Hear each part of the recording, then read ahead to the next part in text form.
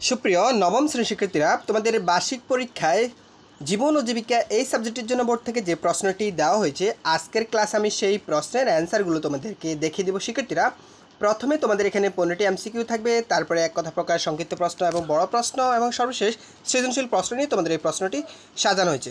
তাহলে আমরা এক এক করে এই সবগুলো প্রশ্নের অ্যান্সার দেখব।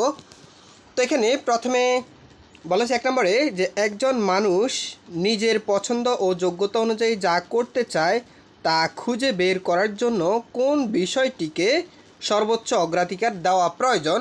এটার উত্তর হচ্ছে ক, নিজের আগ্রহ ও দক্ষতাকে। 2 নম্বর, নিজের যোগ্যতা থাকা সত্ত্বেও সফল ক্যারিয়ার গঠনে বাধাগ্রস্ত হয় কেন? এটার উত্তর হচ্ছে খ, চাহিদা অনুযায়ী কাজের ক্ষেত্র পরিবর্তন না করলে। এরপরে 3 নম্বর, ট্যুরিজম ও হসপিটালিটি সেক্টরে কত ভাগ পেশা ঝুঁকিতে আছে? এটার উত্তর হচ্ছে গ, 20 ভাগ পেশা ঝুঁকিতে রয়েছে। 4 নম্বর, 4IR এর পূর্ণরূপ কি? এটার উত্তর হচ্ছে ঘ, ফোর্থ ইন্ডাস্ট্রিয়াল রেভলিউশন। এরপরে 5 নম্বর, সময়গত বিবেচনায় বিনিয়োগের কয় ধরনের হয়ে থাকে? তো সেক্ষেত্রে এটার হচ্ছে ক, 3 ধরনের হয়ে থাকে। এরপরে দেখো আমরা 6 থেকে দেখব। এখানে 6 নম্বরে বলা হয়েছে যে নিচের কোনটি পরোক্ষ ব্যয় নয়? এটার উত্তর হচ্ছে ঘ, পরিবহন ক্রয়। এরপরে 7 নম্বর, মূলধন ব্যয় কোনটি? এটার উত্তর হচ্ছে ক, প্রাথমিক ব্যয় হচ্ছে মূলধন ব্যয়। এরপরে দেখো 8 নম্বরে বলা হয়েছে, এখানে দেখা একটু জুম করে দেখাচ্ছি, বলা হয়েছে এস.এ. খতিয়ান সম্পর্কে নিচের কোন উক্তিটি সঠিক? তো এক্ষেত্রে এটার উত্তর হচ্ছে ক, 1956 সালে থেকে 1962 সাল পর্যন্ত এই জরিপে পরিচালিত হয়, অর্থাৎ এস.এ. খতিয়ানের ক্ষেত্রে ক নাম্বারটি হচ্ছে সঠিক। এরপরে দেখো 9 নম্বরে বলা হয়েছে নিচের কোনটি আনুষ্ঠানিক শ্রমবাজার নয়? এক্ষেত্রে এটার উত্তর হচ্ছে গ, শিল্প প্রতিষ্ঠানের কাজ। এরপরে দেখো 10 নম্বরে বলা হয়েছে নিজের কোন কাজটি উদ্যোগটি অলাভজনক? এখানে এটার উত্তর হচ্ছে খ, সামাজিক কাজটি।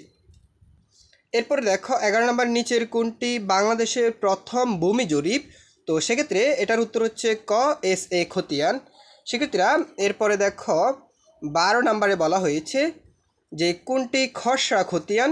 তো এখানে এটার উত্তর হচ্ছে ক, ডিফি পর্চা, এটা হচ্ছে খসড়া খতিয়ান।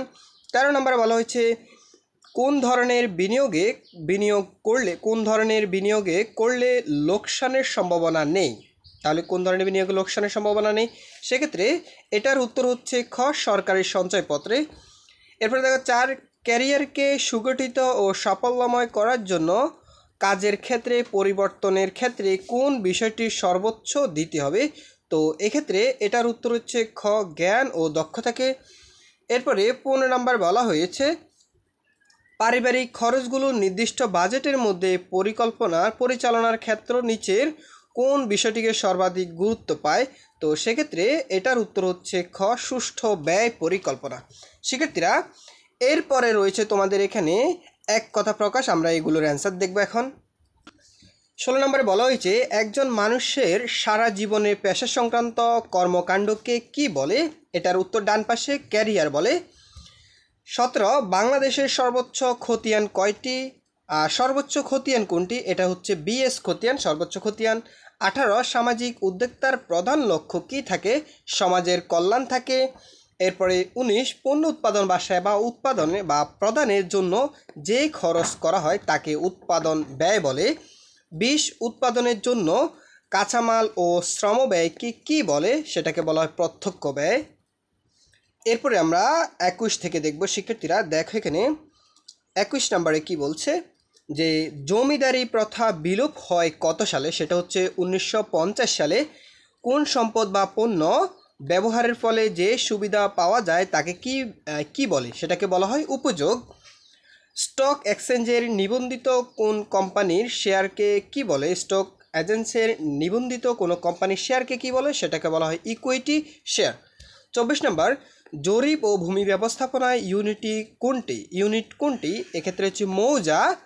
এরপর 25, মুক্তবাজার অর্থনীতির অন্যতম একটি আধুনিক বৈশিষ্ট্য হলো গিগ ইকোনমি। শিক্ষার্থীরা, এরপরে দেখো এখানে তোমাদের সংক্ষিপ্ত প্রশ্ন রয়েছে, এই প্রশ্নগুলোর অ্যান্সার এবং এরপরে তোমাদের রয়েছে এই সংক্ষিপ্ত প্রশ্নের পরে রয়েছে তোমাদের এখানে সংক্ষিপ্ত প্রশ্ন, রচনামূলক প্রশ্ন, এরপরে এখানে কাঠামোবদ্ধ সৃজনশীল আকারে যে প্রশ্নগুলো ধারাবাহিক পর্ব অনুযায়ী তোমাদের প্রত্যেকটি প্রশ্নের অ্যান্সার তোমাদেরকে বুঝিয়ে দেবো।